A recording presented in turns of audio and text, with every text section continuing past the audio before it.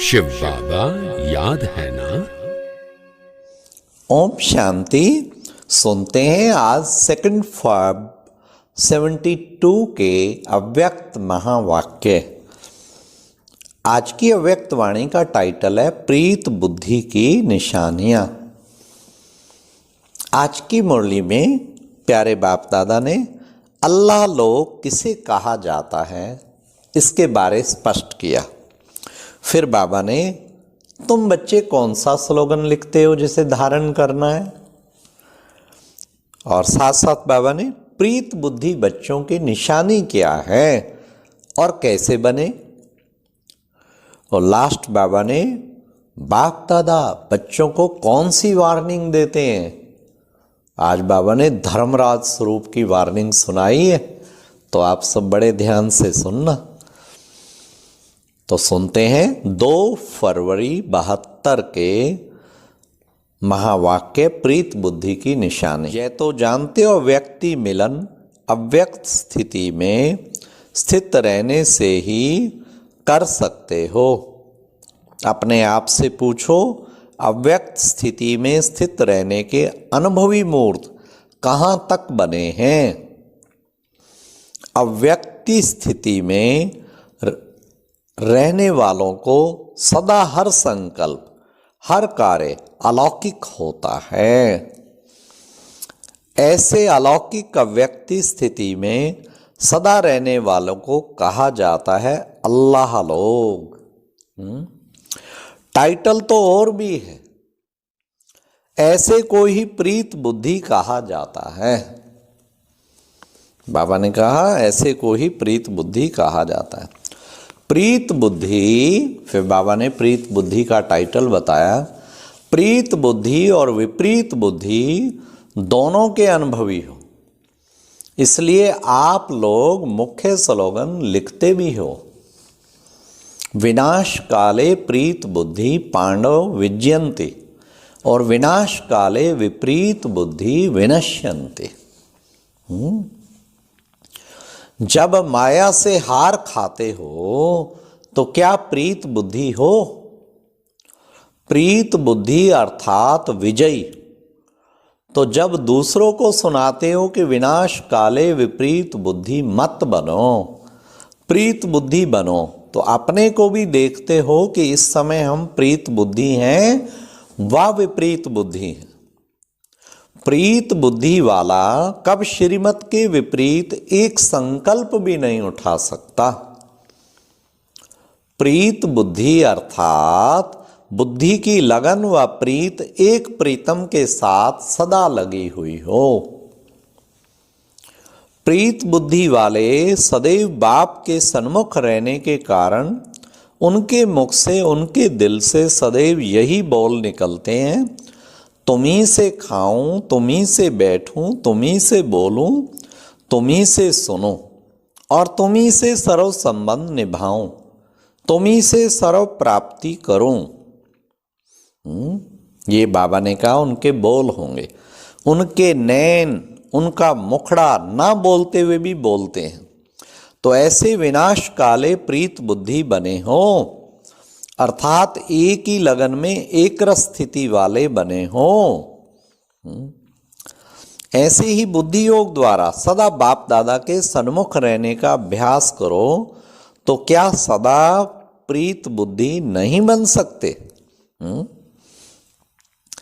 फिर बाबा ने कहा जिसके सन्मुख है ही सदा बाप दादा, तो जैसे सूर्य के सामने देखने से सूर्य की किरणें अवश्य आती ही हैं, इसी प्रकार अगर ज्ञान सूर्य बाप के सदा सन्मुख रहो तो ज्ञान सूर्य की सर्व गुणों की किरणें अपने में अनुभव नहीं होंगी क्या?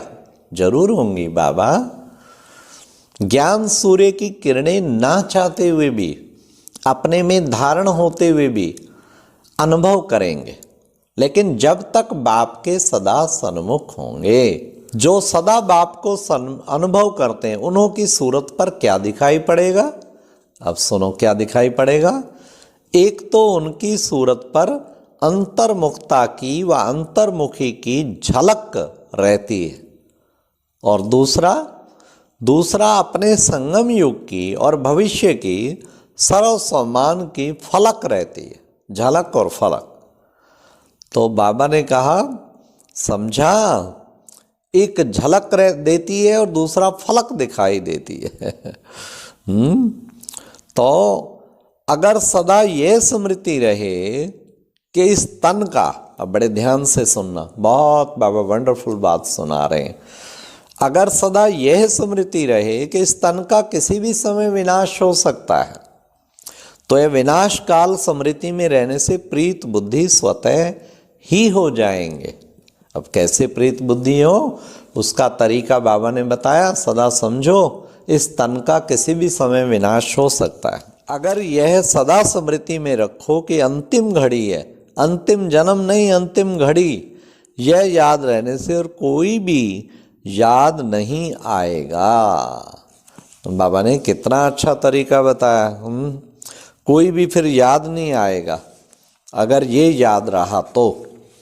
फिर बाबा ने कहा कि बच्चे कहाँ भी किस प्रकार से कोई साथ प्रीत ना हो, नहीं तो विपरीत बुद्धि की लिस्ट में आ जाएंगे।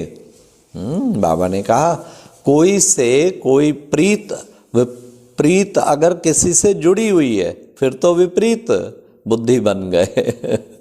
हाँ, जैसे आप लोगों को प्रदर्शनी में संगम के चित्र पर खड़ा करके पूछते हो ना, बोलो अभी आप कहाँ हो और कौन हो। संगम पर खड़ा करके क्यों पूछते हो? क्योंकि संगम है, ऊंचते ऊंच स्थान व युग। इसी प्रकार अपने आप को ऊंची स्टेज पर खड़ा करो और फिर अपने आप से पूछो कि मैं सदा प्रीत बुद्धि हूं व नहीं हूं, व कभी प्रीत बुद्धि की लिस्ट में आते हो, कभी निकल जाते हो। अगर अब तक भी सदा प्रीत बुद्धि नहीं बने, अर्थात कहाँ न कहाँ सूक्ष्म रूप में या स्थूल रूप में किससे भी कहाँ भी प्रीत लगी हुई है, तो बाबा ने कहा तो वर्तमान समय जबकि पढ़ाई का कोर्स समाप्त हो, रिवाइज कोर्स चल रहा है, तो इससे समझना चाहिए परीक्षा का समय कितना समीप है। जैसे आजकल गवर्नमेंट भी बीच बीच में पेपर लेकर उन्हों की मार्क्स फाइनल पेपर में जमा करती ही है। तो बाबा ने कहा तो इसलिए तुम बच्चों को क्या करना, इसी प्रकार वर्तमान समय जो भी कर्म करते हो समझो प्रैक्टिकल पेपर दे रहे हैं और इस समय के पेपर की रिजल्ट फाइनल पेपर में जमा हो रही है। अभी थोड़े समय में यह भी अनुभव करेंगे, अब बड़े ध्यान से सुनना, अब बाबा का धर्मराज स्वरूप है। थोड़े समय में यह भी अनुभव करेंगे, कोई भी विक्रम करने वाले को सूक्ष्म रूप में सजाओं का अनुभव होगा। जैसे प्रीत बुद्धि चलते फिरते बाप के चरित्र, बाप के कर्तव्य की स्मृति में रहने से बाप के मिलने का प्रैक्टिकल अनुभव करते हैं, वैसे विपरीत बुद्धि वाले विमुख होने से सूक्ष्म सजाओं का अनुभव करेंगे। इसलिए फिर भी बाप दादा पहले से ही सुना रहे हैं, उन सजाओं का अनुभव बहुत कड़ा है। उनकी सीरत से हर एक अनुभव कर सकेंगे कि इस समय यह आत्मा सजा भोग रही है। कितना भी अपने को छिपाने की कोशिश करेंगे लेकिन छिपा नहीं सकेंगे। सुना, ये ब्राह्मण परिवार है ना, बाबा ने कहा शीश महल, छिपा नहीं पाएंगे अपने को। वह एक एक सेकंड की सजा अनेक जन्मों के दुख का अनुभव कराने वाली है। जैसे बाप के सन्मुख आने से एक सेकंड का मिलन आत्मा के अनेक जन्मों की प्यास बुझा देता है, ऐसे ही विमुख होने वाले को भी अनुभव होगा।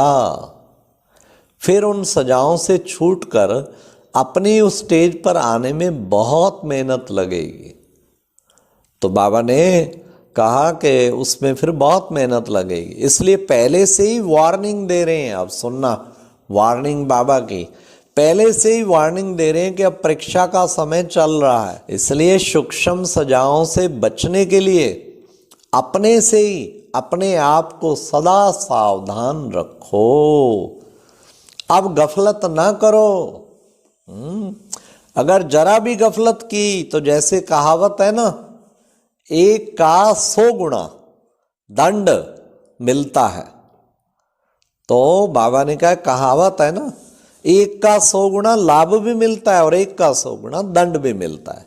यह बोल अभी प्रैक्टिकल में अनुभव होने वाले हैं। इसलिए सदा बाप के सन्मुख और सदा प्रीत बुद्धि बनकर रहो। अच्छा, सदा सन्मुख रहने वाले लक्की स्टारों को बाप दादा भी नमस्ते करते हैं। अच्छा। और अब यह एक बहुत अच्छी वीडियो भी जरूर देखें।